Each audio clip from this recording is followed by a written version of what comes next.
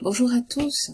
Aujourd'hui, je vous parlerai de l'exemption des droits de scolarité supplémentaire en vertu d'entente internationale. Donc, vous pourrez voir toutes ces informations sur le site québec.ca dans le menu Aide financière pour étudiants étrangers et dans la sous-rubrique Exemption des droits de scolarité en vertu d'entente internationale. Donc, une exemption des droits de scolarité peut être accordée à des étudiants d'un pays ou d'une organisation internationale signataire d'une entente en matière de mobilité étudiante. Elle concerne donc les étudiants français, étudiants belges francophones, étudiants d'autres provenances. Donc, vous avez les détails pour les étudiants français, les conditions d'admissibilité, pareillement pour les étudiants belges francophones, les conditions d'admissibilité.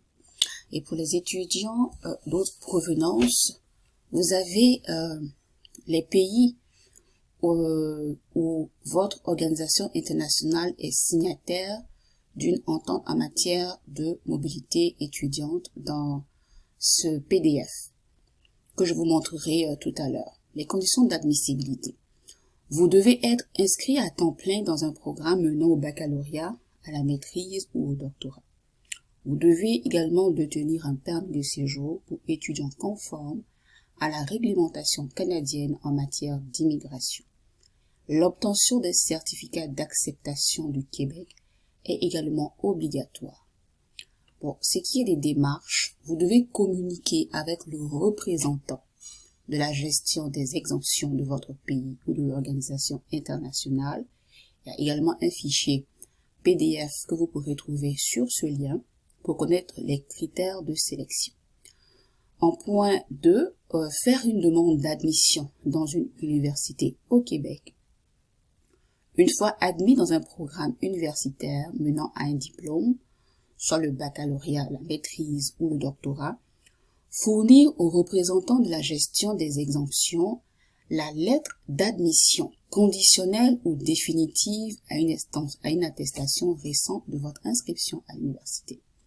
Vous devez également fournir le formulaire de candidature pour l'attribution des exemptions des droits de scolarité supplémentaires. Il y a également un PDF que vous pourrez trouver sur ce lien.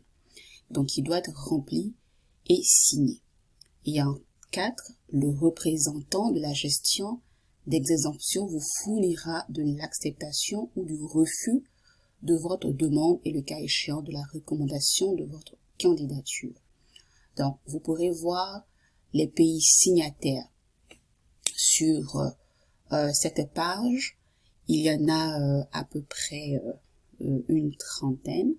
Donc, pour ne citer que l'Algérie, l'Allemagne, le Burkina Faso, le Burundi, le Cameroun, la Chine, la Colombie, la Côte d'Ivoire, l'Égypte, l'Italie, le Madagascar, Mali, Maurice, Mauritanie, le Mexique, le Rwanda, le Togo, la Tunisie et pour terminer, le Vietnam.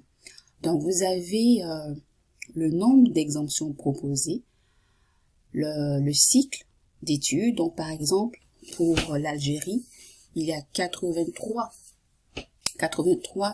donc bourses qui sont octroyées, dont 31 pour le premier cycle, 42 pour le deuxième cycle et puis 10 pour le troisième cycle.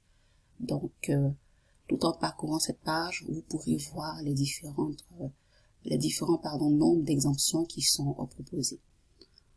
Au Cameroun, par exemple, vous avez 16 au total, dont 8 pour le premier cycle, 8 pour le deuxième cycle. Et bon, malheureusement, il n'y en a pas pour le troisième cycle, mais pour d'autres pays, il y a des exemptions qui sont disponibles. Donc, pour ce qui concerne les responsables à qui vous pouvez adresser ces demandes, vous avez les coordonnées au Canada et les coordonnées à l'étranger. Et le formulaire que vous devez fournir vous demande donc de rentrer votre nom, date de naissance, votre adresse, l'établissement dans lequel vous avez eu votre admission et vous signez, vous soumettez votre demande. J'espère que ces informations vous aideront à effectuer une demande d'exemption. Et sur ce, je vous souhaite encore de passer une agréable journée, une bonne nuit où que vous soyez. Et je termine par la pensée qui dit je peux tout par celui qui me fortifie. Allez, prenez bien soin de vous et à la prochaine. Bye bye.